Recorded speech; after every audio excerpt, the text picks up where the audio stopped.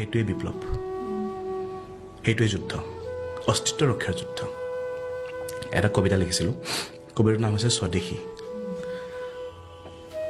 তাত অকণমান ৰেফাৰেঞ্চ আছে আপোনাৰ অম্বিকাগিৰি ৰায়চৌধুৰী, আৰু ৰেফাৰেঞ্চ আছে অকণমান আপোনাৰ ভূপেন হাজৰিকা, ৰেফাৰেঞ্চ আছে আপোনাৰ বিষ্ণু ৰাভাৰ। কবিতাটো হ'ল, কবিতাৰ শিৰোনাম স্বদেশী। কেনেকৈ তুমি পাহৰিব পাৰা অগ্নিবীণাৰ টান, যি বীণাৰে সুৰ টানি গাওঁ অসমীয়াৰ গুণগান। কেনেকৈ তুমি বেচিব পাৰা নিজৰ সেউজ ধৰণীৰ মাটি, নাপাহৰিবা মোৰ অসমীয়া তেজ সেই শীতৰে সেমেকা ৰাতি।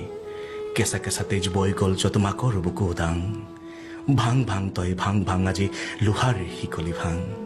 খেদিলে বীৰে মানাহ পাৰ কৰি লাখে লাখে বিদেশী, সেই বিদেশীৰ প্ৰতি আজি তৰত জাগিছে আমাৰ নীলাজ স্বদেশীৰ, আমাৰ নীলাজ স্বদেশীৰ, আমাৰ নীলাজ স্বদেশীৰ। আমাক একচুৱেলি কি আমাক এতিয়া Goosebumps হৈ গৈছে।